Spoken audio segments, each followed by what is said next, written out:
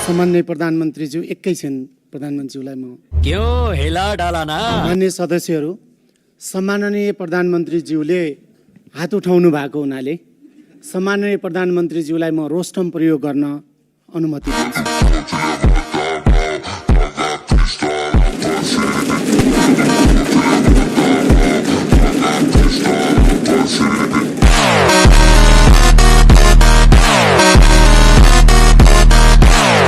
मजा आ गया भाई, मजा आ गया।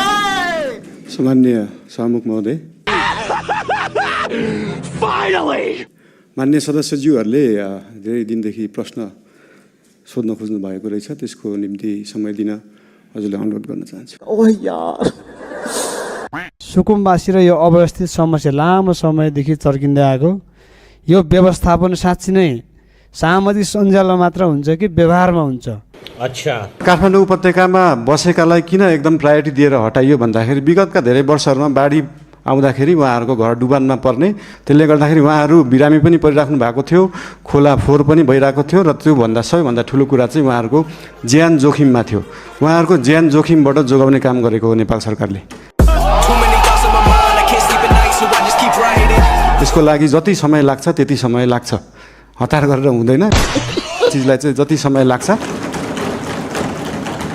35 वर्षमा नभएको चिज 35 मिनटमै नखोजौँ, त्यसलाई अलिअलि केही समय लाग्छ।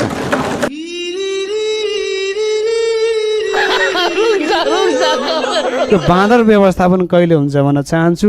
र बाँदरको विषयमा त अस्ति मान्य महावीर पुनज्यूले पनि भन्नुभएको थियो, बाँदरलाई कसरी बरु रकेट बनाउन सजिलो छ, रकेट बनाउने प्रविधि छ, टेक्नोलोजी छ, तर बाँदरलाई चाहिँ भगाउने यहाँ टेक्नोलोजी संसारभरि मैले खोजेकै हो, छँदै छैन। एकदमै गाह्रो विषय हो, एकदम सजिलो छैन।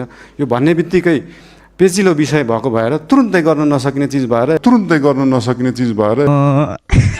मान्य सदस्य महावीर पुनलाई प्रश्न छ भने 2 मिनटभित्र आफ्नो प्रश्न राख्न समय दिन्छु। धन्यवाद सभामुख महोदय। प्रश्न त थिएन, अब बनाइयो। कसरी यो राष्ट्रिय अर्थतन्त्रलाई, हाम्रो अर्थ राजनीतिलाई लैजाने भन्ने बारे पनि यहाँको सोच हामी जान्न चाहन्छौँ। हामी चाहिँ निर्यातमुखी हुनुपर्छ, देशमा उत्पादन भएको चिजहरू चाहिँ विभिन्न राष्ट्रहरूमा हामीले एक्सपोर्ट गर्न पाऊँ भन्ने हिसाबले 2 वर्षलाई त्यसलाई तारेका हौँ। त्यसलाई अहिले आत्मविश्वास बढाउने भन्दा पनि देशलाई पैसा चाहिएको छ, पैसा बढाउनेतिर ध्यान गएको छ हाम्रो। संविधानमा लेख्न त लेखियो फ्री शिक्षा, फ्री स्वास्थ्य, तर सरकारको बजेट त्यो छ कि छैन भन्ने कुरा सोचिएन। विद्युतको विषयमा अघि भन्नुभयो, हरेक किचनमा अहिले नै बिजुलीबाट पकाउने, इन्डक्सन कुकरबाट पकाउने हो भने देशमा भएका सबै ट्रान्सफर्मर र सबस्टेसन पड्किन्छन्। त्यो क्षमतालाई विकास गर्नलाई पैसा चाहिन्छ र त्यही पैसाको लागि 50 युनिटभन्दा माथि चाहिँ 5% भ्याट लाउने कुरा जुन अर्थमन्त्रीज्यूले अस्ति कुरा गर्नुभएको छ, त्यो एकदमै धेरै रकम होइन, 100 रुपियाँमा 5 रुपियाँ हो। बेलुनको आयतन चाहिँ बढाएको छ, हावा अलि बढी भरेको छ। त्यो हावा अलि बढी भरेको बेलुन भएको हुनाले अलि बढी रिस्की, बढी चुनौतीपूर्ण छ। यो बजेट रिस्कमा छ हैन? एकदमै रिस्कमा छ। प्रतिपक्षले बेलुनमा हावा भरे जस्तै बजेट आछ भने यो खासै के हो, यो बताइदिनु पर्यो मान्यज्यू। बेलुनमा हावा नभरेर पानी भर्न मिल्दैन हैन, त्यसैले गर्दाखेरि बेलुनमा हावा भर्ने ठाउँमा हावा भर्ने हो, पानी भर्ने ठाउँमा पानी भर्ने हो। तपाईले राम्रो भनिराख्नु भएको छ, तर प्रतिपक्षहरूले यो बजेट राम्रो आएन भनिरहेछ। त्यही मैले भने अब त्यो रस्व दीर्घ मात्रै हेरेर राम्रो नराम्रो भन्न थालियो भने त एउटा कुरा भयो हैन। त्यसैले गर्दा संसारकै उत्कृष्ट अर्थविज्ञ मध्ये एकजना अर्थविज्ञले नेतृत्व गरेको यो बजेट, यो बुद्धको भाषा बुद्धले बुझ्छन् हैन, बुद्धको भाषा बुद्धले बुझ्दैनन्। त्यसैले सर्पको खुट्टा सर्पले देख्छ, त्यसैले अर्थको कुरा अर्थ बुझेको मान्छेले बुझ्छ, अर्थ नबर्थको मान्छेले बुझ्दैन। रमेश पर्साई नि मरी ताली हान्ने थियो मेरो भतिजो नि, यो हाम्रो पर्साई परिवारमा नि मेरो भतिजोले सबै बुझेछ क्या। वर्ष मेरो भतिजीसँग नि यसलाई चाहिँ इलेक्ट्रिकल सोलरले यो घाम त यतिकै यसको खेर गइरहेछ, घाम यसरी लगाइरहेछ नि होइन, यसको चाहिँ प्रयोग हुनु पर्यो। सोलरबाट चाहिँ लो भोल्टेजको सोलर सिस्टमबाट चाहिँ मर्दैन, त्यो जनावरहरू मर्दैन, उनीहरू एकछिन बिहोस हुन्छन्, डिप्रेसन। अनि एकछिन बिहोस भएपछि नेक्स्ट टाइमबाट उनीहरू त्यो रिपिट गरेर चाहिँ त्यो जनावरहरू बाँदर बँदेलहरू त्यो नजिक वरिपरि जानै मान्दैन, तर्सेर के उनीहरू डरले त्यो किसिमको डर चाहिँ पैदा गर्ने भनेकै सोलर चाहिँ फेन्सिङ भन्छ यसलाई चाहिँ तपाईँको इङ्ग्लिसमा, अथवा इलेक्ट्रिकबाट पनि हामीले चाहिँ गर्न सकिन्छ।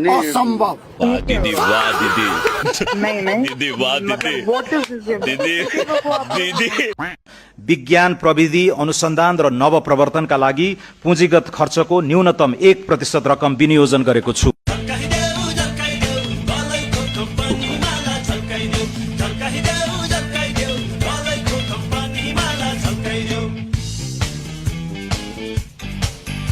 चुरोटमा करिब 10% सम्म र मदिरा तथा बियरमा लाग्ने अन्तशुल्कमा वृद्धि गरेको छु। बढे त केटा हो, बढ्यो। कसले स्टक गर्न भ्याए त? कस्तो आयो थोरै बताइदिनु न। बजेट एकदमै राम्रो आछ, तपाईहरुले सुन्नुभयो? सुन्यौ थोरै। समग्र सुन्नु होला। यो के छ जनताको पक्षमा? जनताको पक्षमा छ कि छैन? सम्माननीय प्रधानमन्त्रीज्यू, निकै लामो समय पछाडि आज प्रश्न गर्नु पाइयो, तर कता कता हामीले नियम अलिकति ख्याल गर्नुपर्छ होला भन्ने लाग्छ। अरे क्या करूं मैं इसका? क्या करूं इसका? क्या करूं? मार भी नहीं सकता। कालोपानी लिपुलेक लिपिया धुराको समस्या निकै लामो समयदेखि चल्दै आएको छ र अन्य सीमामा थुप्रै समस्याहरू छन्। त्यो सीमामा चाहिँ कहिले सरकार छ भने सीमाका चाहिँ आम नागरिकहरूले अनुभूति गर्न सक्छन्। भारतले नेपालको जग्गा मात्र होइन, नेपालले पनि भारतको जग्गा धेरै ठाउँमा मिचेको रहेछ। यही त लेटेस्ट न्यूज है। अनि यो कुरा चाहिँ अस्ति भर्खरै थाहा पायो, त्यही भएर दुईटै देशले अध्ययन गरेर हामीले मिचेको छौँ, उहाँहरूले मिच्नु भएको छ, के छ त्यसलाई चाहिँ बसेर एउटा साथीको रूपमा समाधान गर्ने चाहिँ हामीले सोच राखेका छौँ।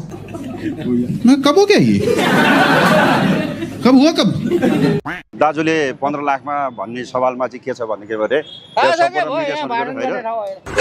त्यो सही कुरा सुनौँ, सही कुरा सुनौँ, दाइले पनि नबुझ्नु सक्छ होइन।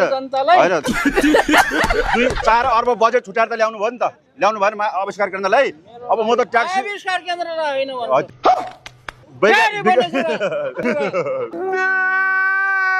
बाटो हुनु पर्यो नि दाइ, पुरै एउटा बाटो छ, बाटोमा छैन नि त। स्वर्णिम अग्लेको बजेटले आकाङ्क्षा बोकेको छ, तर वास्तविकतामा आधारित छैन। एमाले काङ्ग्रेस त सडकमा लिलामीमा पनि किन्दैनन् मान्छेले, त्यति सस्तो भइसक्यो। के को पार्टी हो नि यिनीहरू? बजेट महत्वाकांक्षी नै हुनुपर्छ। सपना नदेखि सुतेर बस्नेले कहिले प्रगति गर्दैन। विश्वविद्यालय हार्वर्डमा पढेर अथवा अक्सफोर्डमा पढेर अथवा म्यासाचुसेट्समा पढेर अथवा क्याम्ब्रिज युनिभर्सिटीमा पढेर विख्यात भयो भने त नेपाल किन चाहिँ यहाँ नेपालमा रहनु पर्यो भने क्या। अब समग्रमा अब बजेटका अध्ययन गर्न त बाँकी छ, सरस्वती सुनियो। अब सरस्वती सुन्दाखेरि चाहिँ खास नयाँ कुराहरू यसमा आएको छैन। इस सज्जन को क्या तकलीफ है भाइ? यो बालेनको सरकारलाई हामी घुँडा टेकाउँछौँ।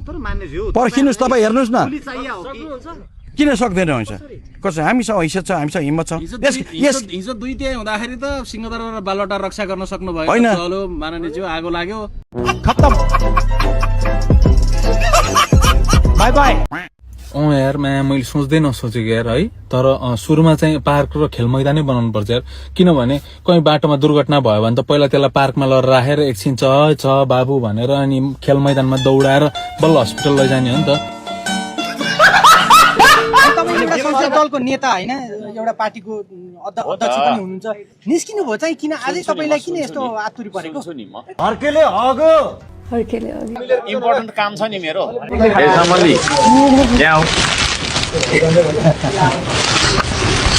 मलाई यहाँ जाडो भयो यहाँ बस। अब देख तू अब तू गया बेटा, अब तू गया, देख तेरी औकात मैं दिखाता हूँ तुझे, देख। अनि अर्को हर्क साम्पाङ भन्ने चिन्नुहुन्छ? फोटो पनि देखाएको छु। तिमीले प्राय गाउँमा काम गरे हुन्छ नि, ढुङ्गासुङ्गा बोक्ने, अनि पानी सानी कुलोसुलो बनाउने। मान्छेले देशलाई स्विजरल्यान्ड बनाउनु पर्छ भन्छन्। स्विजरल्यान्डको बाउ बढी मालिका यही छ, किन बनाउनु पर्यो स्विजरल्यान्ड? स्विजरल्यान्डको पराकाष्ठ रामारोसन यही छ, किन बनाउनु पर्यो स्विजरल्यान्ड? खप्तड नेसनल पार्क यही छ, किन बनाउनु पर्यो स्विजरल्यान्ड? हामी नेपालीहरू माल भएको चाल नपाएको मान्छेहरू पर्यौँ। खप्तड, रामारोसन, बडीमालिका, बुढी नन्दा रारा, स्वर्गद्वारी, मुक्तिनाथलाई जोड्ने गरी उच्च पहाडी पर्या पर्यटन पदमार्ग डाँफे रुटको विकास गर्नेछ।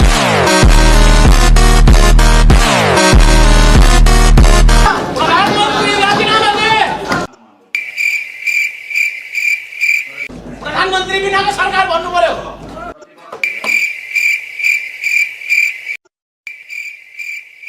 Are you kidding me? I've got to say, in all honesty, it's the biggest piece of dog shit that I have ever heard. यो बजेट यहाँभन्दा अगाडि पनि 18 खरबको 17 खरब 19 खरबसम्म आयो, तर कार्यान्वयन गर्दाखेरि 13 खरबमा झरेको इतिहास छ।